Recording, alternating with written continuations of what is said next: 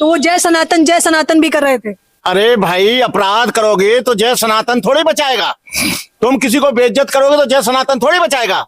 क्या जय सनातन ने तुम्हें सर्टिफिकेट दे दिया है कि सीजीआई पर जूता फेंको? तुमने जूते से दिया तो जूते से मिल भी तो गया।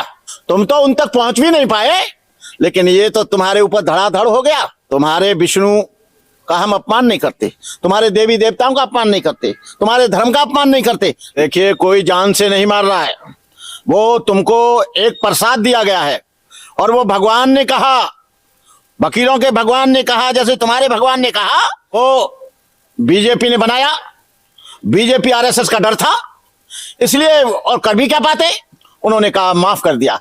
लेकिन हमने पहली वाइट में दिया था कि सीजीआई ने तो माफ कर दिया, लेकिन ये ओबीसी, बैकवर्ड, अंबेडकरवादी तुमको माफ नहीं करेंगे। समर्थन नहीं करता, मैं नीति को अच्छा भी नहीं मानता, लेकिन मैं ये जरूर मानता हूं, जो तुम्हारे साथ अपमान करे उसको सम्मान मत देना।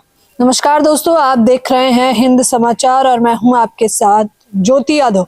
आपको सीजीआई बीआर गवई का मामला तो याद होगा। पूर्व न्यायाधीश जिन पर जूते से हमला किया गया था और हमला करने वाला कोई और नहीं बल्कि वकील राकेश किशोर थे। अब उन पर भी जूतों और चप्पलों से हमला किया गया है। बताया जा रहा है कि हमला करने वाले अब कोई और नहीं बल्कि वकील ही है। तो इस पूरे विषय को लेकर भंते करुणाकर जी कैसे देख रहे हैं, आप बताइए।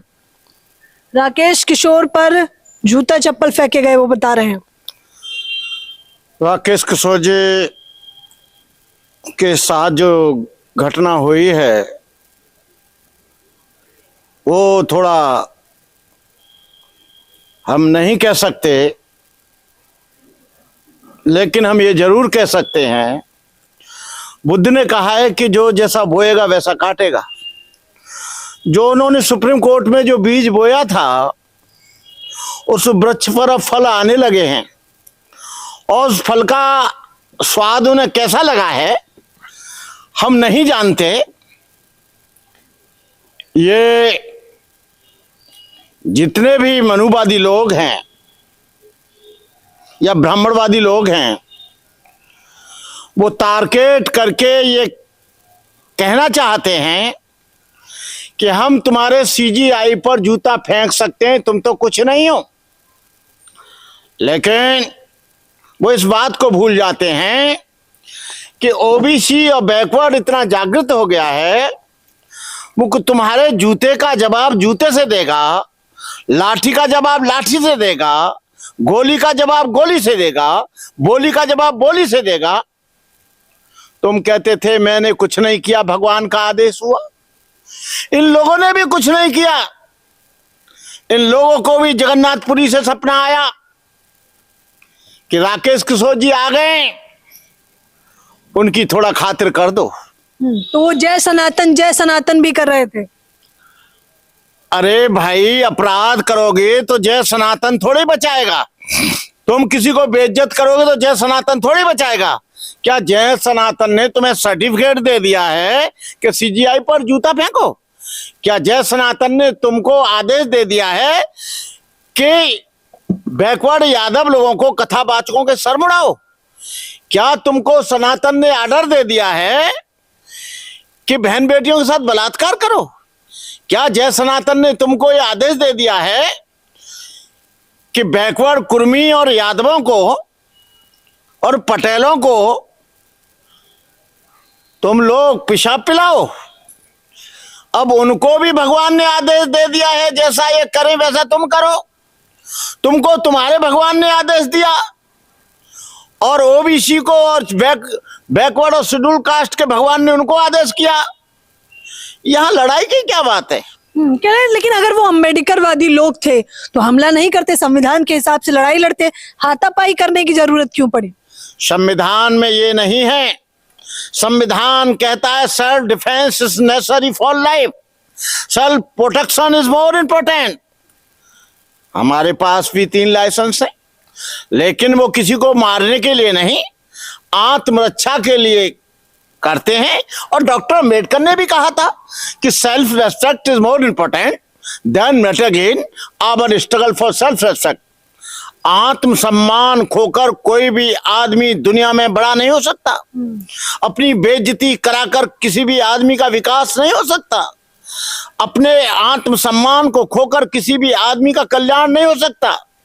बाबा साहब ने कहा कि तुम अपने आत्मसम्मान के लिए, तुम्हारा घर भी बर्बाद होता है, बच्चे भी बलिदान होते हैं, तुम भी मारे जाते हो, तो कोई बुरी बात नहीं है।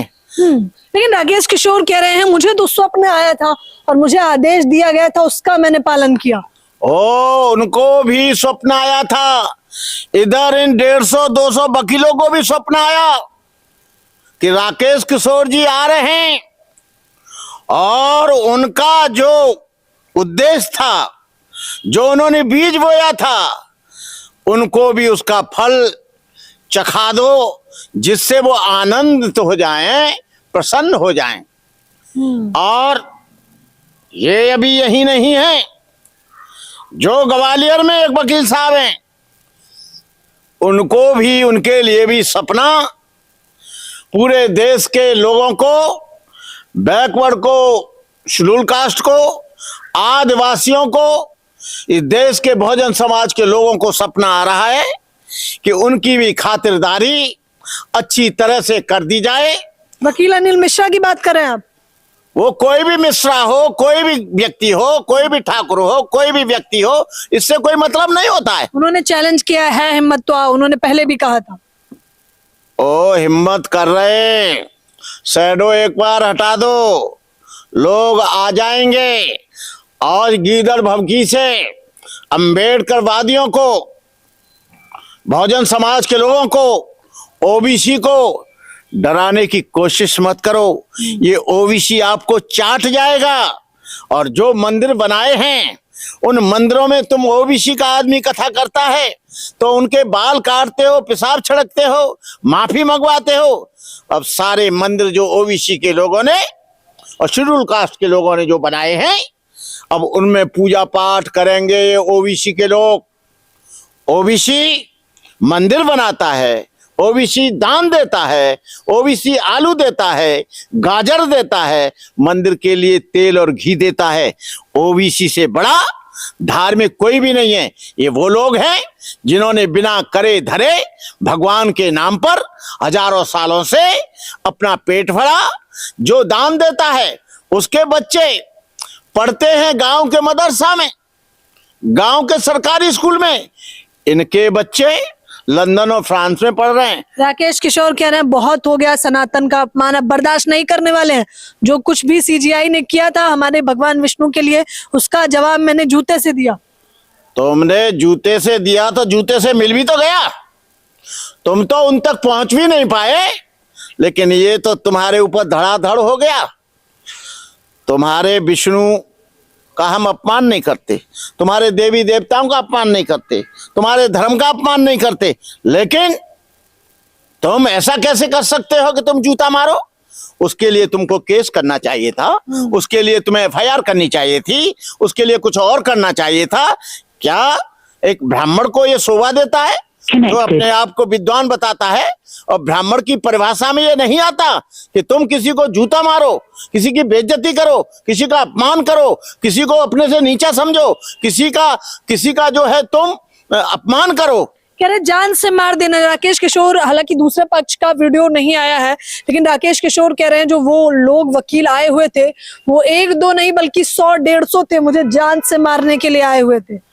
देखिए, कोई जान से नहीं मार रहा है, वो तुमको एक प्रसाद दिया गया है। और वो भगवान ने कहा, वकीलों के भगवान ने कहा, जैसे तुम्हारे भगवान ने कहा कि ये आ गए हैं राकेश किशोर जी, इनको प्रसाद देना, बच्चों चुप मत बैठना। और वो रात को उन्हें सपना आया और सपने के बाद वो अपने भगवान के आदेश का पालन करने के लिए राकेश किशोर जी आपके ऊपर धड़ाधड़ करने लगे। तो आप क्या करेंगे? आप क्या इस हाथापाई का समर्थन करते हैं? आप तो खुद सही दीक्षा देने का काम करते हैं, सही धर्म बताते हैं, तो क्या आप इस हाथापाई को जस्टिफाई बताएंगे? मैं हाथापाई का समर्थन नहीं करता, मैं नीति को अच्छा भी नहीं मानता, लेकिन मैं ये जरूर मानता हूं जो तुम्हारे साथ अपमान करे उसको सम्मान मत देना। जो तुमको मारने आए तुम अपनी आत्मरक्षा में, अपने सेल्फ डिफेंस में पहले मार देना, क्योंकि इसके लिए लॉ भी कहता है। ये कोई बुरा नहीं हुआ है, मैं इसके समर्थन में नहीं हूं।